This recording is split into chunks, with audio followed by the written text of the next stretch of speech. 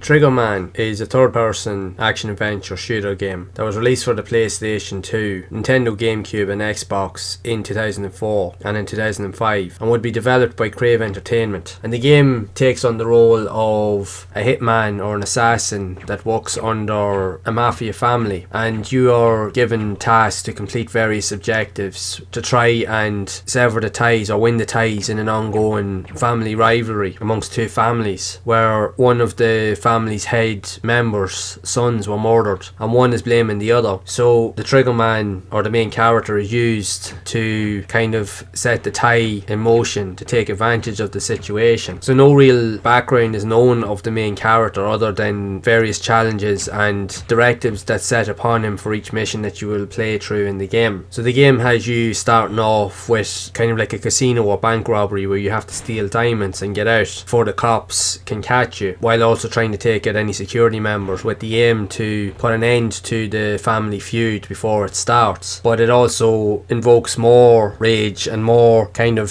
setbacks. Now, with those ideas in mind, while it does have some unique concepts in terms of its story, even though it's not as well told as it could have been, the game didn't receive good reviews and is considered by many to be one of the worst games of its kind during that time period, during the mid-2000s, as it has very clunky controls. It is very, very difficult in its nature. Even the shooting mechanics at times can be a bit fiddly, and the problem you have is as well is that yes, there are health pickups, but they're very few and far between, but the ammo pickups are almost non-existent to the most point. There's usually only one or two areas you can't pick up ammo. You cannot pick ammunition up off of enemies that you've shot or eliminated. You have to find ammo supply boxes that are situated at 1 or 2 points straight each level, so you literally have to keep backtracking every time you run out of ammo. And the problem is you do come equipped with a knife, but trying to get close to any of the enemies before they literally destroy you is crazy, because enemies can literally shoot you from anywhere. Even when you're hiding behind walls, they can still seem to shoot you no matter what you do. The game suffers from really poor design in all respects. The game was also added to the likes of the PlayStation 3 years later through the PlayStation Store, and I remember that's where I got access to it. I seen it and it was dirt cheap and I thought I'd try it out. I couldn't even get past the first level. I didn't even know what to do. The game was so difficult, so I kind of put it aside and just never really got round to going back into it. But then with recording this video, I just said, right, I'm going to go and try and give it a go again. Now, it took me a while to figure out what to do. Again, the main difference is trying to find the ammo crates, and you do have to take your time, but it's very like old school shooting games that I've played. You have to traverse through the levels at a very slow pace, and you kind of have to pick out certain enemies and just keep shooting at them until they are eliminated. Now, in some cases you might be lucky to kill them one shot if you can manage to pull it off, but more often than not you just usually have to go for body shots, and it takes ages to put enemies down in most cases, and sometimes the hit detection doesn't even work, so when you do shoot an enemy it doesn't even affect them. So that is one of the reasons why it got so low reviews. It's just, it is a difficult game. You'll find yourself having to backtrack to find ammo a lot of the time so that you can progress a wee bit further, and if you die at any point you pretty much have to start that area over or the entire level again, which is something you probably don't want to do because it is a very, very difficult game, because it's so clunky to get used to, and even the AI are so clunky, but again they're so aggressive, so when they do get towards you or try to hit you, they'll never really miss, so you can't really get away from them as such. So you have to kind of try and gain the upper hand by trying to shoot them first before they shoot you. And if you have weaker weapons or if you run out of ammo, you're pretty much screwed unless you can find stronger weapons. But even at that, it's still a struggle. And later on in the game, it does become even more difficult, especially when you're playing on different levels. And later towards the end of the first level, it changes up from likes of action kind of shooting, where you have to use more like stealth, where you have to hide behind various objects in the environment because you have police officers roaming around the casino, and then you have to try and get out of the casino without being seen. Now, that part is quite short, but you will end up doing it loads of times because there's so many instances that the cops shouldn't see you, but they do, that kind of way, even though you're well hidden. So it's kind of trial and error, and it's a bit hit and miss in terms of how certain occurrences play out. Like, it has some nice ideas, but it's poorly executed. It's just one of those games that really does fail to mail it, that really missed the mark in terms of what it was trying to do. But it is what it is, and that was just the reality of a lot of games that were being released on consoles during the mid-2000s. While there was some fantastic entries that were being seen, there was also a lot of poor quality games also being released, and in some ways would leave a lot of questions. Like, you'd be wondering why games like this were even being created, because they weren't fully fleshed out and they weren't all exactly playable in most regards. And this is just another one of those games. But if you have managed to finish this, I commend you, because it's not a game for everybody. Not everybody would have the patience patience to sit through this and try and figure it out, as it will drive a lot of people crazy like myself. But regardless, I would love to know your thoughts on Triggerman for the PS2, or even if you played it on any of the other consoles. And I would love to know your thoughts of what you think of this game overall. So be sure to share it down in the comments below. And if you have enjoyed this video, make sure to leave a like, subscribe to the channel and hit that bell to be updated of future videos. And if you would like to see more content around other types of unusual and obscure games similar to this that were also released on the PS2, then you can check out the playlist on screen to see more of those games in action. And I will see you all in the next one.